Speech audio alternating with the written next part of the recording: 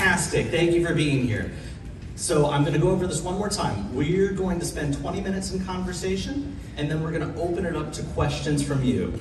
We're joined today by Nina Schwalbe, candidate for New York 12, public health expert. Please give her a huge round of applause. Thank you. Thank you so much for being here today, Nina. Start by telling us what made you decide to run for this seat. Yeah, so I'll start off, thank you so much for having me today. It's wonderful to be in this neighborhood. I live on the west side, so I took the bus over. My name is Nina, and I'm running for Congress because we're in trouble. And I think that's something we've all noticed, from abortion, reproductive health care, vaccines, basic rule of law. We're losing our democracy. As you may have read, we have a measles outbreak right now in the United States of America. 31 states around the US are experiencing measles. And when you work in public health, you know that when you have a measles outbreak, it's a sign that your systems are failing. I've spent my life fixing failing systems, and that's what I'm going to do in Congress. I'm going to tell you a story for those of you that have ever heard of a guy named Paul Farmer. He's got a wonderful book about him called Mountains Beyond Mountains, and he and I were working on tuberculosis about 25 years ago. And we went to visit a young family in Newark, New Jersey, where the infant had TB. And we went to this family's home, and the parents were crushing these bitter medicines to give to the infant, and of course the infant spit it up. And we thought, this is a solvable problem. So we developed a child-friendly formula of those medicines. We got it approved by the World Health Organization and distributed around the world. Now I want to fast forward. So I've spent a lot of my life working in global health, and I want to fast forward to the COVID pandemic. So in March of 2020, my dad was one of the first people to get COVID-19. He lived on 69th Street, so right down the street, 69th and Lex. And I was the only one available to take care of him. Now, I'm a doctor, but I'm an epidemiologist, so I'm not a medical doctor. I'm a scientist. And my father had no palliative care, no access to home care services, nothing except me. And when he died, he just had me, knowing he wouldn't die alone. And that's when I got a little mad and decided to bring my global advocacy work back to the US and back to this city. I fought Albany to get ventilators to New York City. Our then Governor Cuomo had a big stock of ventilators up in Albany, and we fought to get them released to New York. We fought to keep our children in school, and we fought to get vaccines to elderly, marginalized, and ill populations first when the vaccines were first available. And based on that experience, the Biden administration tapped me to run a $7 billion program to distribute COVID vaccines around the world. And we distributed 500 million vaccines around the world. So why am I running? I'm a public health expert. I've worked in over 100 countries around the world. I've delivered billions of vaccines. I've negotiated with Russia, India, China. I've stood up to big pharma. I lowered the price of cervical cancer vaccines by 65%. And I've received death threats for that work, and I don't care. I do it anyway. I grew up in the neighborhood. I'm a 6th generation New Yorker, which I must say, I didn't even know was possible. I thought I was a 5th generation New Yorker, and my cousin was like, no, you're 6. You're 6. Great-great-grandfather Abraham lived in the East 40s, in the 1840s, and he had left Germany because of restricted laws against Jews in Germany at that time. I'm a lesbian. I have 2 absolutely wonderful boys. And I'm a fighter, and I fight a little differently than a lot of the guys. I don't fight by like screaming and waving my hands. I fight a little bit more like a ninja. I'm extremely strategic, I listen, and then I win.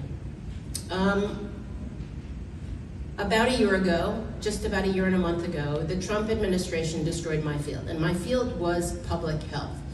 200,000 of my colleagues lost their job. Tens of millions of people lost access to care. And according to a recent study by BU, the cuts to USAID, which is a place that I work, have resulted in 750,000 deaths and counting. So I decided there was nothing else I could do but run for office. And I'm a very different candidate. I guess I'm the first one up.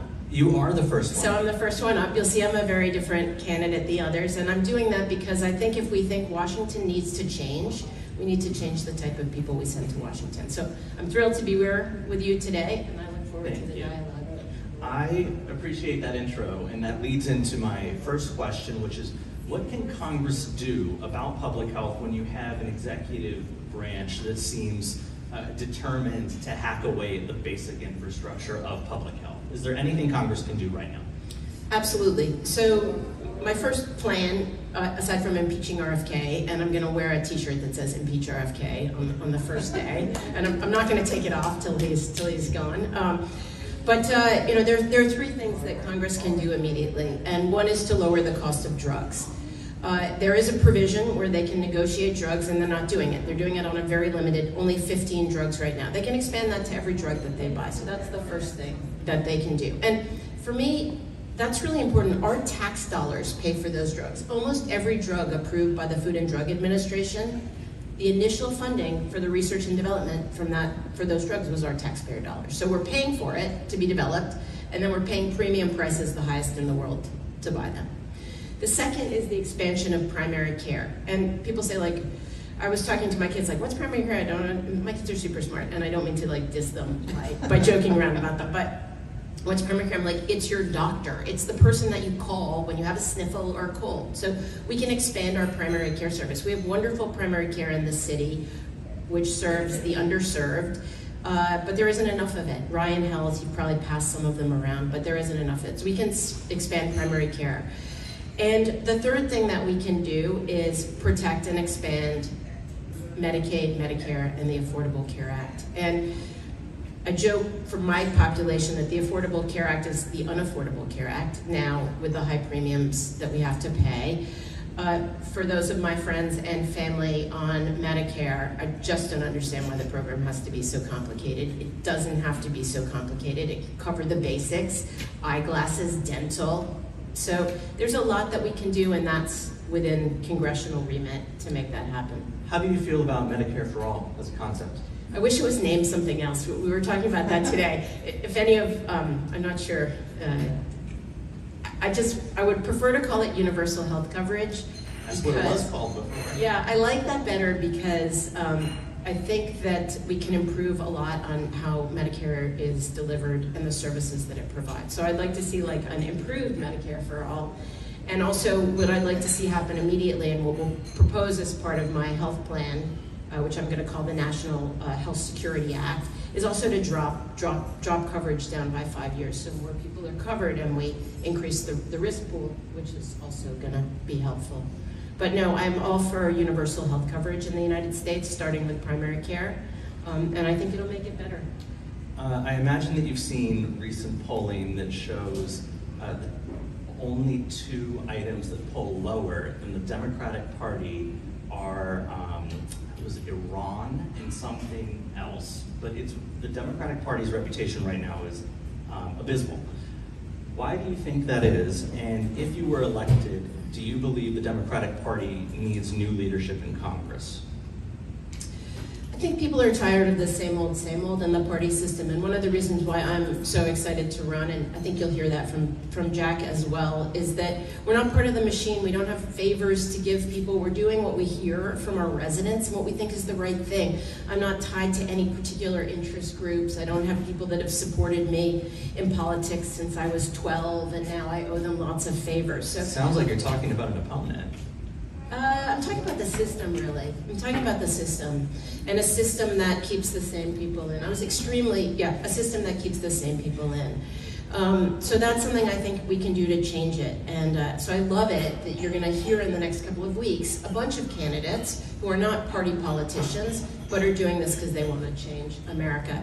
And on the leadership, I think it's time for them to step down. We need new leadership. So you would support replacing Hakeem Jeffries? I think he should go up to a vote. We should have all the candidates there. We should have a reasonable forum. I don't think anything in politics should be a rite of passage. People often are like, well, what are you going to do as a junior senator or junior congressperson? I'm like, I'm 60. Like, I'm a junior anything. I'm not a junior. So that whole order has to change, and we have to respect our electeds, whether it's their first year in Congress or their 10th. I'd love to pull back a little bit and talk about some global issues. You talked about the Trump administration's impact on public health. As you know, the Trump administration has also been engaging with the world in a deeply unilateral way. I'd like to start with Iran. I've seen some Democrats come out against the war in Iran on procedural grounds.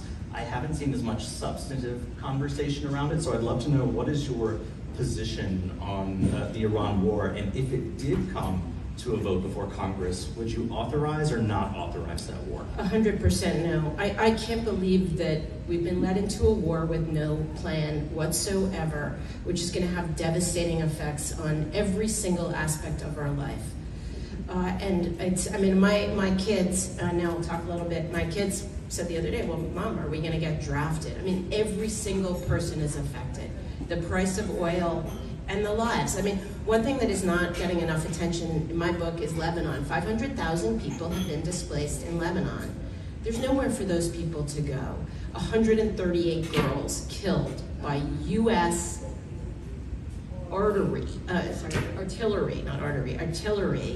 in the first days of the war. That is unconscionable. This war has to stop. In staying on this topic, what's your perspective on the U.S. relationship with Israel currently? Do you agree with the majority of Democrats that aid should be further conditioned? Do you support offensive and defensive weapon sales to continue? Do you wish them to be restricted? I'd love to get clear answers on this, because I've seen a lot of forums with a lot of candidates and audience members walk away saying, I don't really know what the perspective is. So tell us what your specific perspective is. Yeah, I think aid should be conditional, and I've published on that before. I had an article, I think in the Financial Times a couple of years ago, it's on my website, around conditional aid, because we give a lot of aid, and then the countries to which we give that aid do bad things. And I'm not gonna obviate on Israel, I'll come back. And I wanna give an example of Uganda. Uganda has a very regressive laws against LGBTQ plus people. In fact, if you are LGBTQ plus and found to be gay, you get stoned to death. Like, that's a real thing, and we have unconditional aid for Uganda. So I think all aid should be contingent on human rights principles. A couple of weeks ago at a forum, I was asked about this, and I think, like many of the other candidates, I said, we need to condition aid, especially for offensive weapons. And for defensive weapons, people deserve to defend themselves. But I'm so disappointed right now in the state and government of Israel with our collaboration and the human rights toll that they're taking. I spent most of my career working for UNICEF, and I actually have a colleague in the back who's now volunteering on my campaign, who also worked for UNICEF in the Child Rights Division. We have more amputees right now in Gaza, in the West, in Gaza, per capita than in any other place in the world and in any other time in the world. And those attacks, and we're just as bad, those attacks on that girls' school, that is unconscionable. So would you vote against authorizing further offensive weapon sales, or even defensive, to Israel? Offensive, yes, Okay. 100%, 1,000%, and defensive on some serious behavior change immediately. Thank you. What do you believe Congress can do now that we are at war with Iran? How would you approach this situation? How would you seek to rein in the administration based on your views that this war shouldn't be happening? The first thing I'm going to do is talk to every single Democrat in Congress.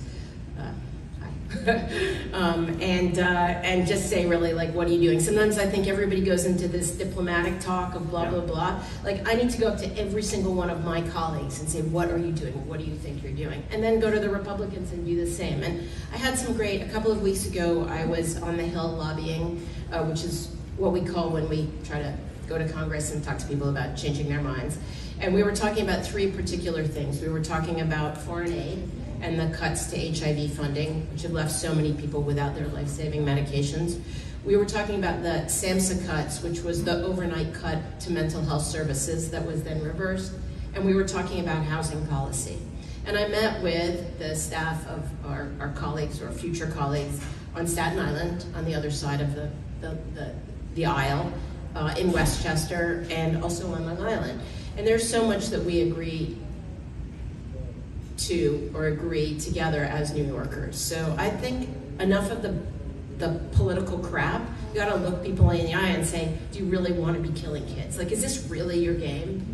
And I don't think we have enough of those real conversations. Why do you think it's become so difficult for members of opposing parties in Congress to talk to each other? I was talking to a member of the audience about this before you got here, and they were stating that it's disappointing to see that there's such a level of partisanship that nothing gets passed whatsoever. Do you believe that it's due to primarily social incentive? Do you believe it's about the way Congress is funded? What's the primary reason that we're not seeing bipartisan legislation passed at all at this juncture, unless it's major funding bills? When somebody asked me what I would do if asked if, I'm not a legislator, I'm a public health expert, but I'm also a negotiator. I just helped negotiate a treaty between 193 countries on preventing global pandemics. And what that takes is talking to people, understanding their perspective, talking to people like grown-ups, not screaming at them, understanding their perspectives, and finding some common ground. And I think on issues like killing those girls, like the public health crisis we're now facing, those are places where we can and should talk. And we grew up in a city where there are people that are different from you, and we never would have survived in New York if we just screamed it. I mean, we scream a little at each other, don't get me wrong, but we have a fundamental respect for difference in this city. And I think that's a great skill to bring. My dad always used to say, like, the big wonder in his life was the New York City subway. You're crammed, everybody's late to work, there's all this stress, it stops, and everybody just generally gets along.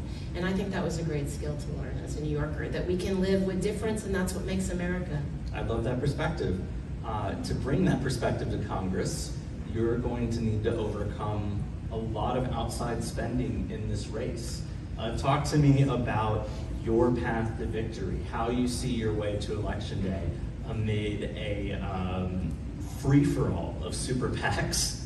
Yeah, we're just going to do it old school. I'm going to ask for a donation from everybody in this room with a QR code in the back. We have a ground game. We have over 100 volunteers. It's people that care. We're going old school. We're not going to spend $1 gazillion on consultants and this and that. We're talking to people. We're getting out to forums, and we're hitting the streets. So we're also using social media and data, and I think that's a different way of reaching people now in the modern world. How many people here are on Facebook? Instagram? Any form of social? Yeah. There we Good. go. We've got one. He's on all My platforms. friend back there. But if you go to a crowd, a different crowd, and you say, how many people check their mailbox? Like if I go to my kids and I say, do you ever check the mailbox? Like, no. So what you can do is be smarter about how you get information to people. So there's a lot of good data out there that says we know who's on Instagram and we know who's on Facebook, so let's use that as a means to reach them with our information. And then we know who's picking up their mail as well, so let's use those. But let's not send 45 flyers to people that don't open their mailboxes. There's also a real question about polling this year because so many new young voters came into the system last year during the election between Mamdani and Cuomo. A lot of those voters are not being included in polling. I imagine your team is focused on retaining those younger and newer voters. How are you going about targeting them and making sure that those new voters stay in the system, continue to vote? I mean, that's where we have social media as reaching people. That's where we use social media, and the data is good. You know who's voted the last 3 times. You know the Democratic records are very good, so it's possible to be quite data-driven. It's a science. We're not going to be paying for any polls. We're going to have to rely on other people for their polls. But money is an issue. I mean, it's incredible to me that it's incredible to me how much money people spend on elections. It's an unfair game. So if you've come in with it's an unfair game. And again, I'm hoping we can show that it's possible to do it differently in 2026. And speaking of doing it differently, what distinguishes you from your opponents? Specifically on issues of policy, because obviously your background is incredibly unique. Yeah, well, I'm a PhD, that's one difference. I'm a PhD in public health, that's a second difference. I'd be the only public health PhD Democrat in Congress. That's a third difference. I'm a mom. I used to joke and have on my stuff that I'm a dance mom, but nobody really knew what that meant, but it means like I get my kid on stage. You're a momager. What? You're a momager. Is that a word? It is a word. I love that, a momager. So those are differences. I've lived in the real world and had real world experience. I've managed billion-dollar programs and delivered billions of vaccines around the world. So I have a very different life experience than most of the other candidates in the race. And on policy? I'm more progressive. I'm a lesbian mom. I grew up in the city. Well, other people grew up in the city as well. But I think I've always had to be upfront about who I am in a very progressive way, because I have a family, and that's a family I've had to defend. How many LGBTQ people are currently in Congress? I don't remember. Actually, I don't know the answer to that, but we've never had one in this district in Congress. It'd be a historic first. It'd be a historic first. How are we doing on time? 21 minutes. What was that? 21 minutes. That means that it's time to open it to questions. So I believe our friend has a microphone behind me. Is that true? Mm-hmm. Who has questions? So raise your hand if you have a question for Nina, and our friend is going to bring you a microphone. Oh, over here. Testing. One moment, your microphone is coming. There we I'm no go. doubt you're very competent. The only thing I really want to know is how come, or would you be an effective congressman? Because there is a difference. It's the political, operation. It's a great question. It's a great question.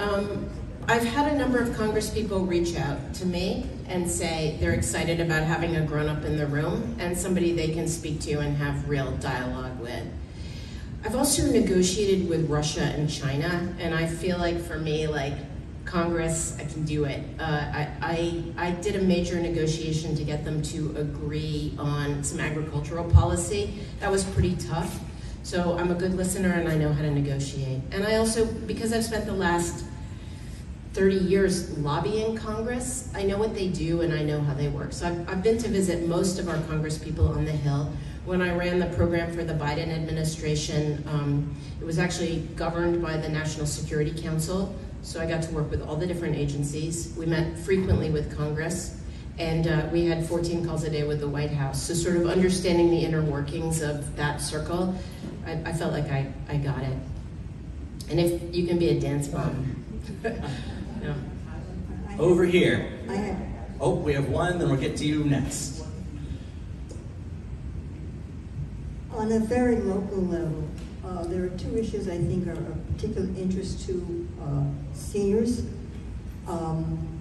And I would like to know what, if anything, can be done about it.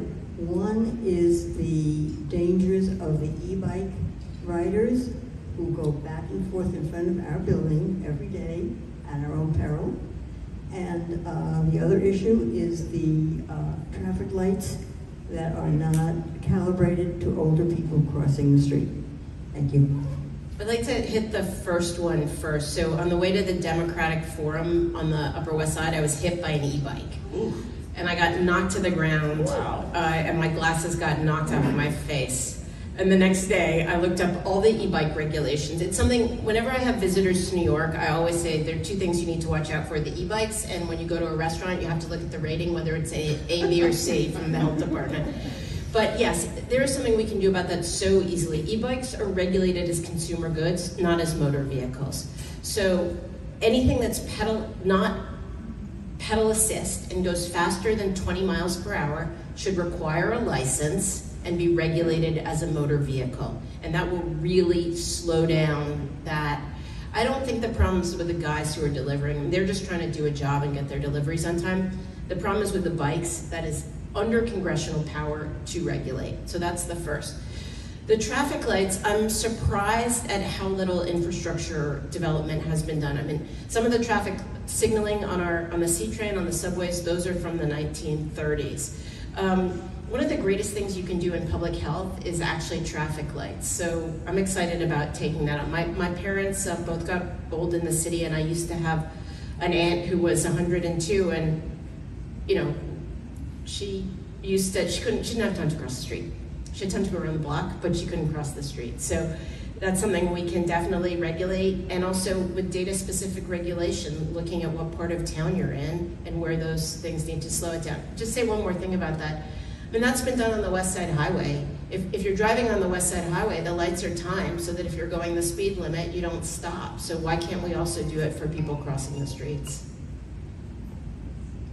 And there's federal money to help with that. I mean, that's the other part. This isn't just a city. All of those infrastructure improvements, there is federal money, which we should be accessing to help with that. I wanted to know what your feeling is about support, continued support for the Ukrainians, and also your feeling about Mr. Putin. It's a great question. Yeah, thank you for that question. I stand with Ukraine. I think it's a travesty that that war is now completely out of the news. I spent the first part of my life as a Sovietologist. I studied Russian studies in college, and then the Soviet Union went away, and it wasn't a very useful degree. But that needs to be front and center. And their alliance right now with Iran, we're not doing anything. They're completely out of the news. And one of the things that we need to do there is rebuild our diplomatic presence. Trump has really ended our diplomatic presence. He's put people without any expertise in major diplomatic positions. So we need a serious Russian ambassador who's going to do serious negotiation with the Russians, and we need to continue to support Ukraine and keep it in the news. Would it be accurate to say that our lack of investment in such diplomacy is increasing the risk of a world war due to the proxies from Russia to Iran and other regional players? 100%, and the ending of soft diplomacy, like the work that USAID did, is devastating. I've been, as a young Sovietologist, I benefited from a cultural exchange program with Russia, where I was sent there and Russians were sent here, and we studied and we made friends. And last year I was lecturing in China, and that's the thing that they were most upset about, is they couldn't come here anymore, and all those ties have been ended for them. So the idea of soft diplomacy is so critical and was so effective in the 80s. I want to know how you manage jet lag, because it seems like you are traveling incessantly. Yeah, I never sleep. That'll solve it. Or, actually, the way that I actually manage it's not that I never sleep, it's that I'm always tired. Oh, that's terrible. So, no, it means that wherever I am, I don't really experience jet lag, because if there's a bed, I'll use it. Yeah. Okay, who's next? Yes, ma'am, up here in the front. I know this is very naive, but what would you do about President Trump saying he never heard about the girls' school? He never hears anything. Oh, I don't know, I didn't hear about it. I didn't hear about it. I didn't hear about it. It's just, well, there's a million things. Heard that one, I heard that one today. What the? Excuse me, my first. So the question is, what do you do about a president that feigns ignorance? I think we need. I think we need to impeach President Trump. Oh. And what I've said, I mean, just because you don't read the news doesn't mean it's not happening. I'm looking for hands, and I'm making sure I'm looking at the back, because I don't feel like I've done a good job. Do we have any questions from the back? If not, I have plenty. So next, I would like to ask you, before we wrap up, how many more minutes do we have? We're at 30 minutes. We're at 30? Oh, I guess I'm out of time for questions then. Well, thank you so much for joining us today, Nina. This was incredibly informative. Thank you. Big round of applause for Nina. Great. And I'm around, I'm in the neighborhood, and I'm happy to talk anytime. So thank you so much for inviting me here today. And Nina also put palm cards right over here on the table. How should people reach out to or contact you if they have further questions? I'm going to leave some of my business cards also on the table, and you can pick them up old school. It's got a phone number. Fantastic. Thank you so much. All right, thank you.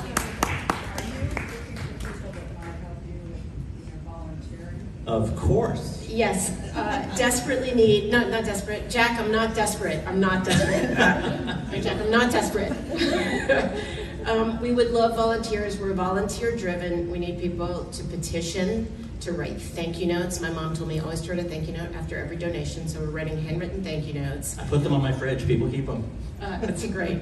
So thank you notes, and we need donations as well. But so all of the above, and yeah, tell your friends. But we definitely have lots of volunteer opportunities.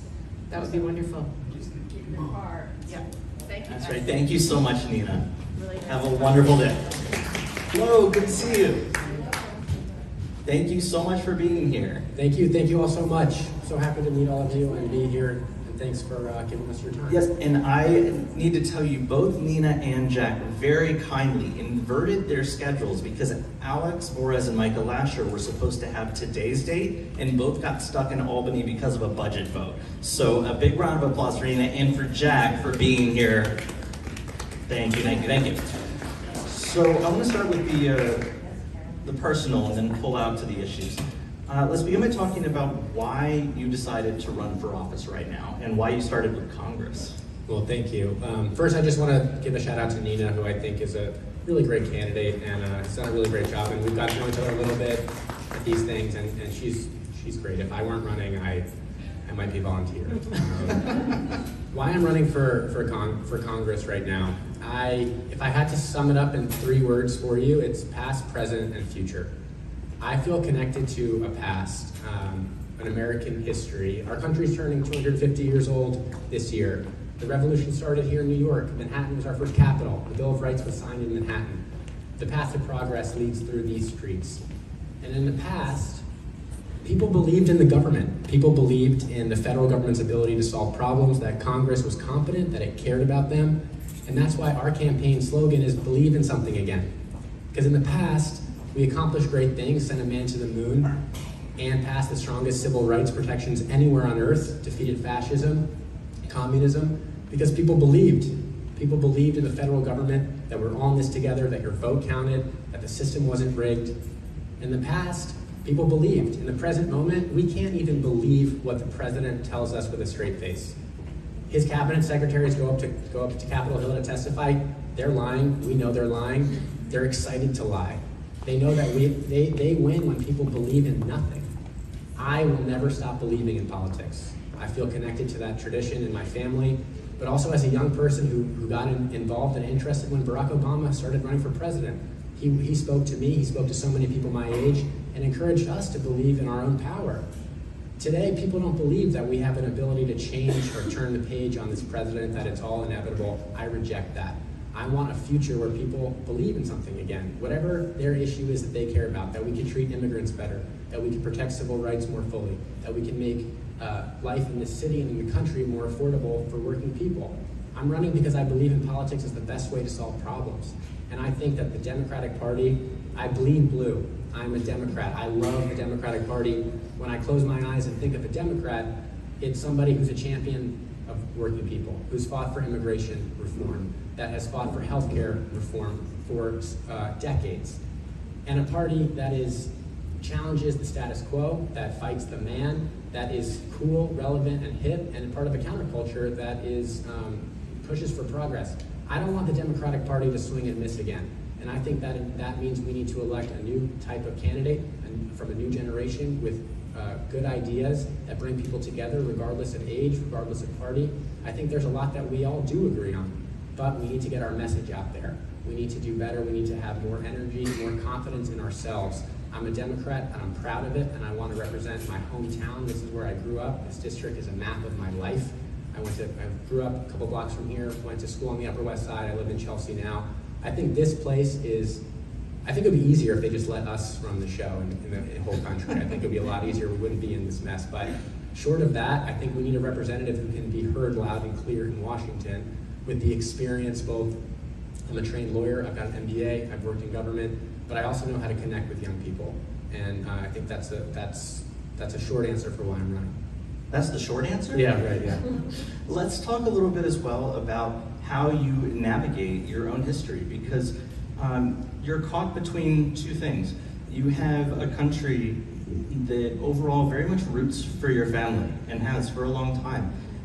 You also have a media that frequently exploits notions of grief and tragedy to the point of melodrama and invention. So how do you navigate that, being a part of the family that you're from, and how do you chart your own course amid that public narrative that's being written for you? Thank you for that question. I'm really proud of where I come from. I'm really proud of my mother's legacy of service as a diplomat. She's the strongest person I know. I'm really proud of my grandfather's legacy as someone who stood up to the Soviet Union and didn't blink, that fought for civil rights. The Civil Rights Act was drafted in the Kennedy administration. He wrote a book called A Nation of Immigrants that said that immigrants were the strongest, most important, vital source of energy for our country. I'm really proud of all of that. The media can say what it will, and I think that that's actually given me good training for a public life. There's nothing you can say that I haven't heard. Got thick skin. Yeah, right. And I also think that, sometimes I feel like I'm dreaming, that President Trump decided to put my cousin RFK Jr., who is a menace to society, and a very dangerous person, an anti-Semite, an anti-vaxxer, someone who has used my grandfather's name, image, likeness in Super Bowl commercials for his own perverse political gain. President Trump has put him as a top member of his cabinet. President Trump slapped his name on top of the John F. Kennedy Center for the Performing Arts. He reinvestigated falsely the JFK assassination, and he has been drumming up a lot of interest in my family, and he seems obsessed. And I think that's because there's a recipe for having people believe and hope and in government, and he wants to make sure that that recipe doesn't get recreated. He wants to be larger than life, and he wants to be any president that people associate as perhaps better than him. He wants to make sure that that is extinguished. And that's not just an attack on my family. That's an attack on all the generations that came before us, on you all, your parents, your grandparents, who fought to build America. He's trying to steal our history and confuse people, especially a young generation that may not know any better, may not know what JFK stood for. Now they think JFK was some kind of Trump Republican. I hear that a lot. That really bothers me. And I was raised, hearing stories about politicians that I was related to who believed in America and who helped people. And a story that I tell sometimes is about a man named Captain Kennedy. John F. Kennedy is serving in World War II, fighting in the South Pacific. The PT-109, his boat, was sunk. There was 2 people killed, 11 people survived. My grandfather swam to a desert island in the middle of the South Pacific. He had no food, he had no water, he had no communications. During the daytime, they hid out on a small desert island from the Japanese who were hunting to try to kill them. And at night, he swam into a channel to try to flag down a rescue boat. This is my grandfather at 27 years old. He finally flagged down a canoe paddled by a native Solomon Islander who came up to the island. My grandfather handed him a coconut husk that he had carved his position in an SOS. He handed it to the native Solomon Islander, who paddled 40 miles by himself in a dugout canoe over open ocean, handed the coconut husk to an Australian coast watcher, who then came and rescued my grandfather and his crew. And my grandfather wouldn't have become president or anything if it hadn't been for those people. And I went to that place with my mom when she was ambassador to Australia. I went to Kennedy Island, and it's in the middle of nowhere. We had to take 3 military planes just to get there. It's a country torn apart by civil war, and I met the person, the grandson of the person who saved my grandfather's life. His name was John F. Kennedy, this grandson. He didn't look like me, but he told me and my mom, President Kennedy, promised to come back to the Solomon Islands. You all kept that promise. And to me, it really crystallized 2 things. One, even JFK needed to be bailed out at one point in his life. The second was how important what America does is to the rest of the world. We have a tendency to focus locally, and that's the ultimate job of a representative, is to deliver for their constituents. That is what I would want to do. But we also have to remember that what we do here ripples throughout the world, and we are the last hope for freedom and democracy on earth. That's part of our history. There was no democracies on earth in 1776, and I want to make sure that there are more and more, especially here at home, going forward. On the notion of keeping promises, I believe most Americans would agree that the Republican Party and the Democratic Party are awash in broken promises. Approval ratings for both parties are completely in the toilet. The majority of Americans have unfavorable views of both parties. Currently, the Democratic Party, I believe, is at its lowest polling in the maybe the history of polling. I hear a lot of Democratic candidates talk about messaging, but I believe a lot of voters would look at it and say the issue isn't the message. The issue that we're seeing is corruption and weakness. What can you do about that? What will you change? So I like to say we're in a three-part crisis. A cost crisis, affordability, no one can afford to live in New York, I don't have to tell you all that. A corruption crisis where the president has his own currency and has made $4 billion, him and his family, so far since taking office. And a constitutional crisis, someone who ignores court orders, ignores Congress, ignores the rule of law. I think the cost crisis unites us all. So does the corruption crisis. And I don't see a way out unless we elect candidates, and I don't see a way out of those bad poll numbers for Democrats, unless we elect candidates like me or Nina, who aren't accepting corporate PAC money, who don't accept money from super PACs, who don't have big AI companies or billionaires funding our campaign. Our campaign's average donation is under $30. We've got 5,000 people who've signed up to volunteer.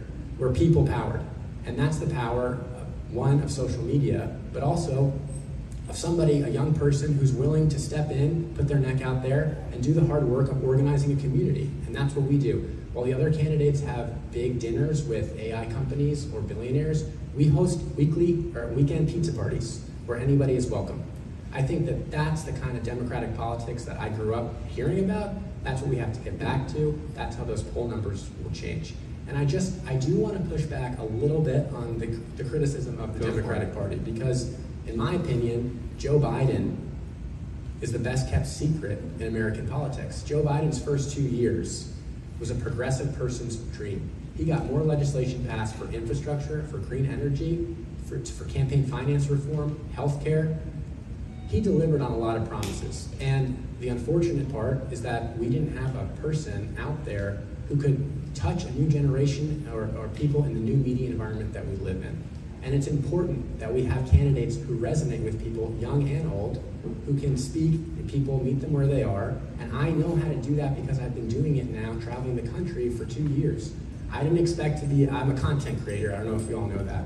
I went to law school, I got a JD MBA from Harvard, I worked at the State Department, but in 2020... I feel like we have a parasocial relationship because I've seen you for years on my TikTok. And that's actually, there's a lot that's bad about social media. If it were up to me, we wouldn't have it, but we do. I'm with you. And it allows you to have a real relationship with people, and I learned that in 2023. I went to go work for the Biden campaign. They hired me to make social media videos, but they didn't like any of the ideas that I came up with. And they said, no, why don't you just stay quiet?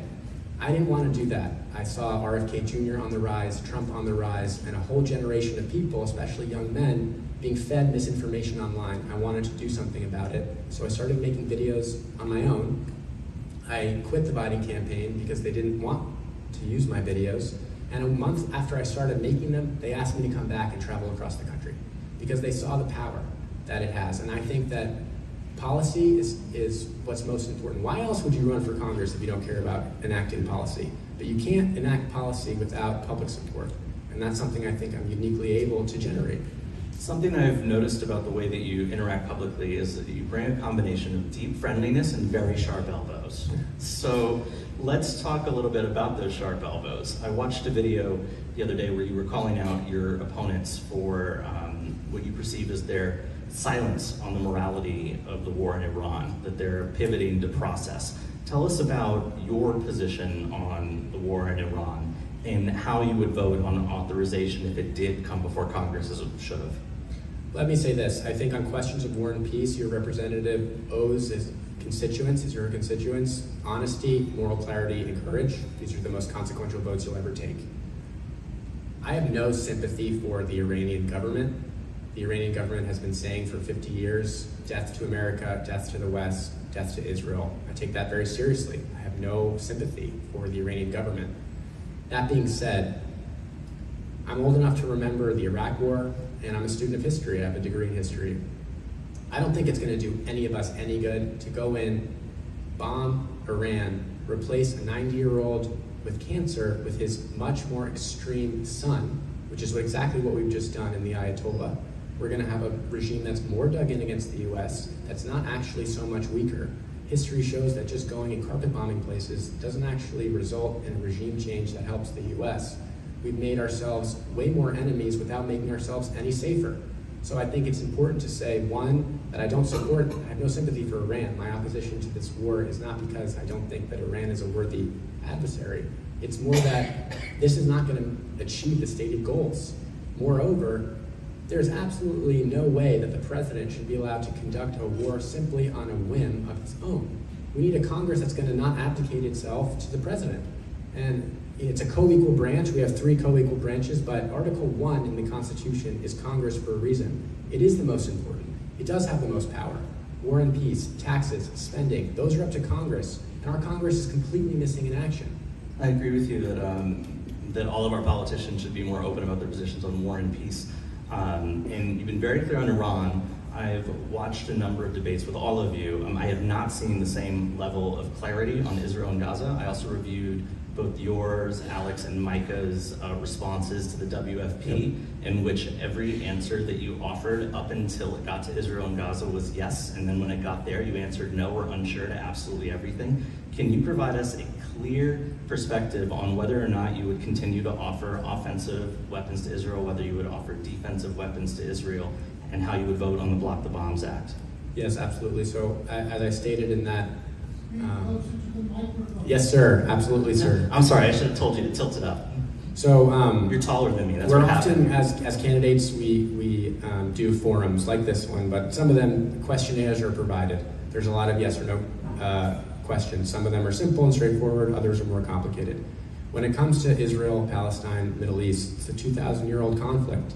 This is one of the most complicated issues and historic conflicts in the world. I don't think it can be reduced to a yes or no answer. On the Block the Bombs Act, That was the yes or no question was about the Block the Bombs Act, how you would vote. There's only 2 Right, answers, yes so- or no. there's also an unsure answer, but that is more a reflection not on a policy, but on the legislation that has been introduced specifically to this doesn't reflect the new scenario that we're in with Israel. Prime Minister Netanyahu has said himself he wants to see U.S. military aid sunset before the agreed upon 10 years. I'm unequivocally and proudly a supporter of Israel. I do not support the Netanyahu government's policy, and as long as Prime Minister Netanyahu and Trump are in power, as a congressperson, I would look very, very carefully at any weapons assistance and military aid that we are providing. That being said, I feel an obligation to be honest. There are atrocities that are unspeakable that are happening in Gaza and as a result of the war. They break my heart just like they break anyone's heart with a conscience. That being said, the distinction between offensive weapons and defensive weapons is not so clearly made.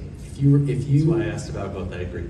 So if you say that it's very easy, and a lot of candidates say, oh, I'm just for defensive, not offensive, as if that's a real distinction. Mm-hmm. It's actually much more complicated. If you take away support for Israel, which, believe me, I do not support what Israel is doing in Palestine to the Palestinian civilians. But I think if you completely revoke our military assistance to Israel, you're inviting attack. Because Israel's offensive and defensive weapons primarily serve as a deterrent to attack from Hezbollah and other proxies of Iran in the region. If we completely pull back and we say we're not going to support Israel anymore, what happens if Israel's attacked and the U.S. is drawn into a wider war? Do you believe in the notion of universal human rights standards for weapon sales?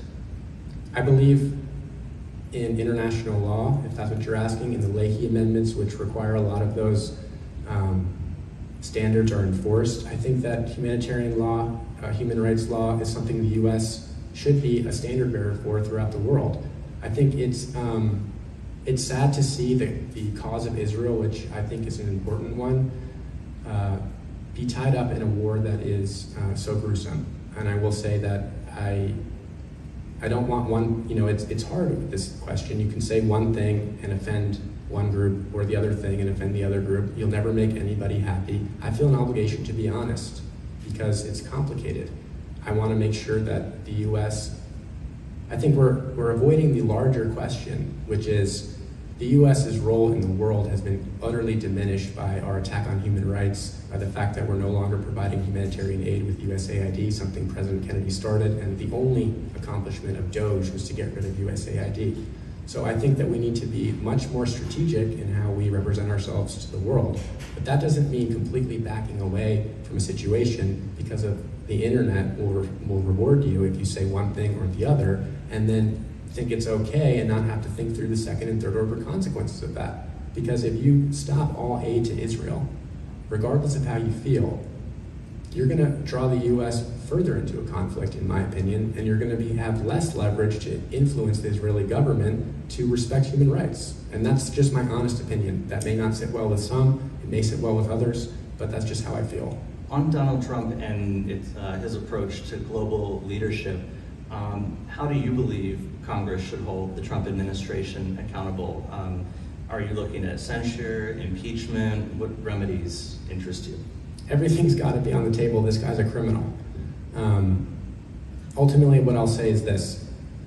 This is the most important election in our lifetimes, not just because we say that every year and because I'm running in it, but because if the Democratic Party doesn't win back the House of Representatives, there is no way to stop a third term. There is no way to do it. The House procedurally I heard the groans from the front row. Our campaign is staffed by young people, primarily in their 20s, under 30. They've never gotten to vote in an election where Trump is not on the ballot. I want to make sure that they get that opportunity in 2028. And if we don't win back Congress now, we don't know what comes on the other side of that. So a big part of winning back Congress is winning back control of the Judiciary Committee, and that has the power of subpoena.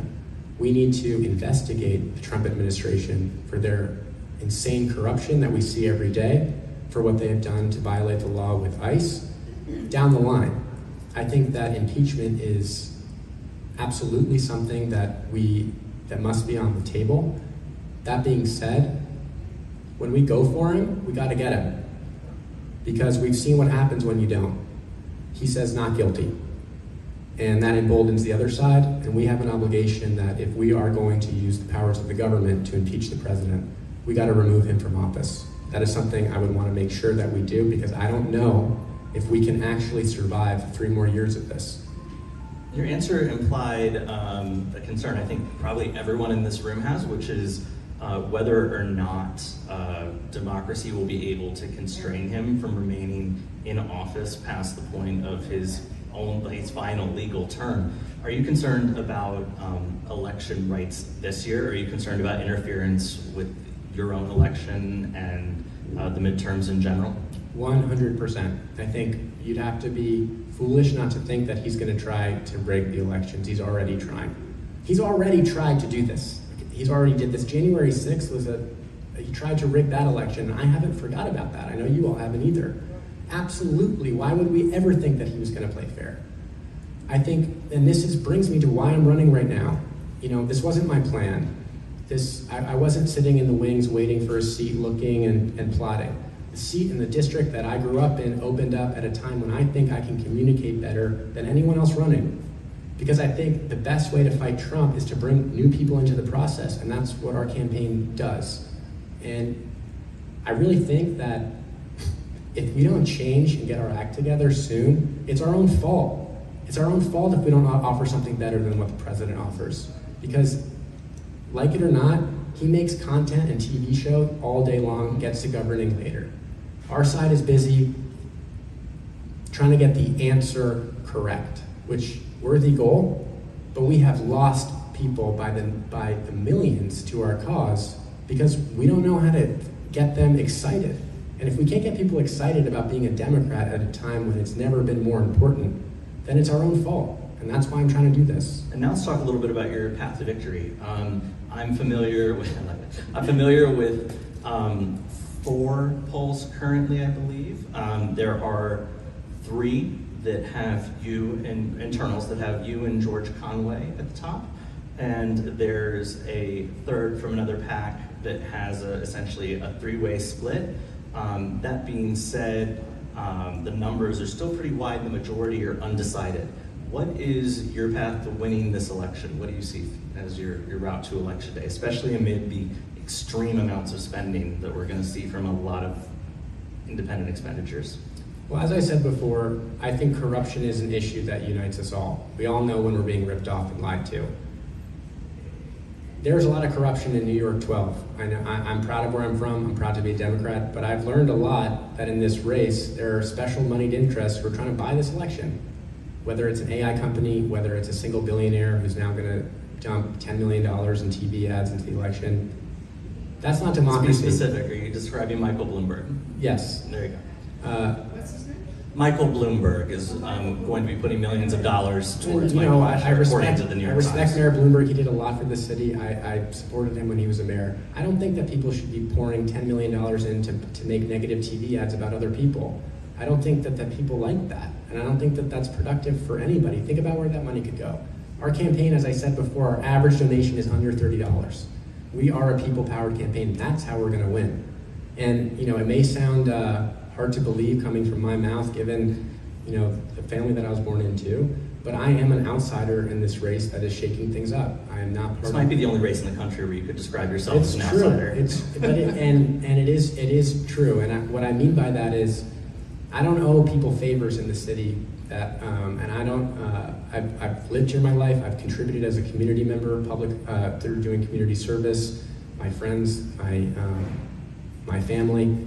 But I don't owe local elected officials favors, and that's how this town works. It's trading favors and endorsements before the field has even been set.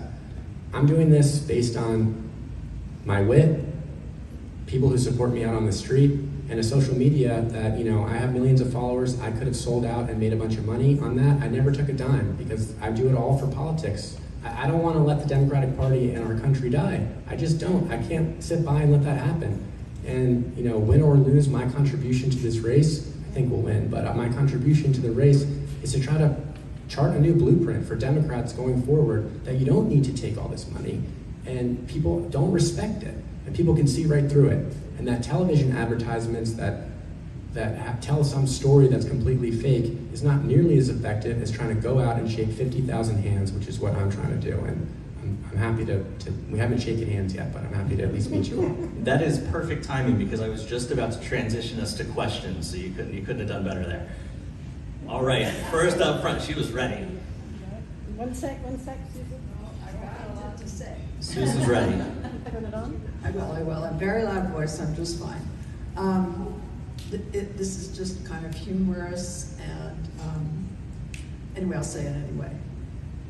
You hold of people over 65, 75.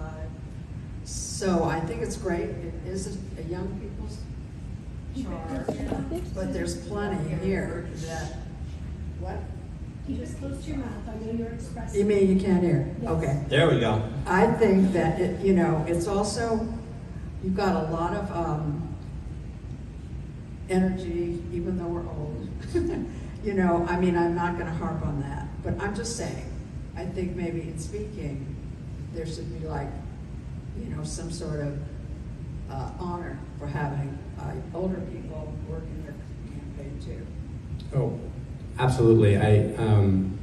Maybe I didn't express myself as clearly as I'd like, but a huge reason why I'm doing this is, again, because I feel obligated to honor the sacrifices of generations before me. And maybe it's just because my parents are getting old and I'm seeing what it's like, what the issues and struggles that older Americans face, but I also see a country that is not doing right by its senior population. And that's something that I can't imagine my parents not having the care that they need, struggling to afford the medical care they need. Yesterday I delivered 50 meals to homebound older adults here in the city who need food assistance. And we need to be doing that, and I'm proud to say that, yes, I have a social media following with many young people, but a lot of older people as well are supporting our campaign. And I think that's not because, I think it's partially because they understand what my family has fought for, and they see somebody who represents the next line in that tradition, but also because being young at heart has nothing to do with age, and that you all know better than anybody that it hasn't always been like this, and it doesn't need to stay this way, our politics. I'm sorry, just one more quick thing. I've been watching TV in recent weeks. Watching TV in weeks or months, there were these ads about Alex Boris that were so contemptible. I mean, I thought he was a really bad guy until I look at who sponsored the ads. I thought that was so profound for me. Because everybody watches TV just about, and Alex Juarez is a cheater, a criminal, a this, a that, and this and that. And then I'm like, wow, what, blah, blah, blah, who is he?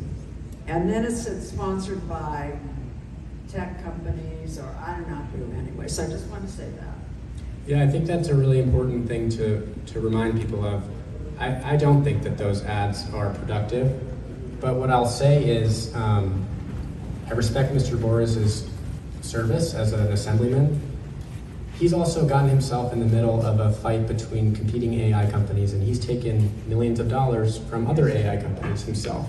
So the fact that he's involved in a spat between giant tech companies, I think Congress has enough people who are bought and paid for by big tech. I don't think they need another person. Well, now that helps me understand. Next question.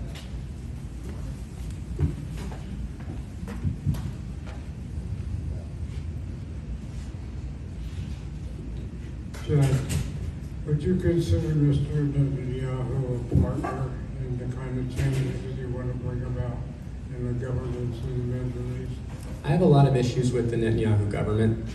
I do, and I've gotten a lot of blowback for this, but I'm proud to say that I think that Israel is a historic ally, democratic ally of the U.S. in the Middle East. That doesn't mean I support what the Netanyahu government is doing, and it doesn't mean that I support the decisions of my own country and what we're doing right now. So I would want to work with the government of Israel to the extent that it complies with U.S. interests and international law. I have a lot of questions about how the Netanyahu regime strategy is working and whether it is in the interest of our country or his. But ultimately, I think it's important to stand by your allies. Next question. Anyone? And if y'all don't have one, I have plenty. I could do this all day. Bring them, bring it on. I also just want to, you guys could be doing anything, you're busy people, and I just really appreciate your being interested in this race and willing to hear from me. Meeting you in person is a privilege for me, and so just thank you for your time. I'm going to ask you a question that I asked Nina that I didn't get around to asking you, which is what, you've sort of answered already, but what distinguishes you from your opponents? And not just on personality, talk about policy as well. Absolutely. You talked about spending, but I want to get to the policy part of it. So policy is what I'm most proud of as a distinction. I'm the only candidate that has released specific, achievable, concrete plans on housing, public safety, and fighting the flow of illegal guns in our city. A lot of people speak in vague, broad terms about the principles that they want to bring. Maybe I'm wrong. Maybe Nina has released some plans that I haven't seen yet. I think she's really thorough and does a really great job. I mean that. But I've released a plan. One plan that I have is to help renters in this city. I don't know if you know, but most people who rent in this city are rent burdened. I call my plan, I invented it, we released it. It's a standard renter's deduction. It would allow people who are rent burdened to deduct their rent from their federal income taxes like a mortgage interest payment. I came out with a plan to double the funding for houses of worship security upgrades, which is a federally funding project here in the wake of the attacks against synagogues and temples and other houses of worship. We have Jack's ricochet rule, which is a clever name for a policy I think is very important to stop the flow of illegal guns into New York State. Most guns that are used in crimes, 70% of guns that are used in crimes in this city come from 5 different states. Iron pipeline. Exactly. These 5 states flood our state, which has strong gun laws, with illegal guns. The ricochet rule, which I proposed and created, invented, would basically penalize those 5 states, the states that export those guns into New York, penalize them financially, and create a task force to enforce gun laws across the country. We also have our Fix It Now caucus. I really care about public housing in New York. I think we gotta do right by the people living in public housing and build more. I want to make sure that people living in NYCHA developments, there's one right next to where I live, the Elliott Chelsea houses, live in safe conditions. And a part of that is addressing the backlog in repairs. It takes a year for NYCHA to meet a repair request. So I proposed something I call the Fix It Now Caucus, which is a caucus I would start if elected to address specifically the backlog in repairs nationwide in public housing. I think it's important to speak in specifics, concrete examples of what you're going to try to do. These aren't solutions that are going to solve every problem overnight. But since as candidates we agree on so many of the issues as Democrats, it's important, I think, to show creativity and understanding of the legislative process, which I have both as a lawyer, someone who has worked in government, and who's been a political junkie my whole life. So I think on policy, I'm really proud that we have put forward real plans. This week we announced something you might like. Have you all heard of Trump's Board of Peace in Gaza? Well, so we came out with our own Board of Peace, but it's spelled P-I-E-C-E. It costs the city $3 million a day for the perimeter around Trump Tower. Part of that money is basically the federal government pays for about half of that. I think President Trump, who's made $4 billion this year, should pay for at least part of the security to defend Trump Tower. So the Board of Peace, as I proposed it, would take that money that we get from President Trump. This legislation that I proposed would force President Trump to shoulder half of those costs himself or with his campaign. And we would give a piece of those funds to cops, teachers, and transit to try to help people in the city. To get any of that done, you'll of course need the buy-in of your caucus leader. Do you support Hakeem Jeffries remaining as leader, or would you prefer to see him replaced? If the election were today, I would absolutely support Leader Jeffries. Okay. Any further questions? How are we doing on time? We're done. Oh, you've just been too generous. I promised you 30. Oh, we can keep going. I'll just say, all right. Do this all day. No, I'm sorry. Everyone has to get to their next event. But everyone give a huge round of applause to Thank you. We very much appreciate for coming here today. Thank you so much. What an amazing host. Yeah, definitely.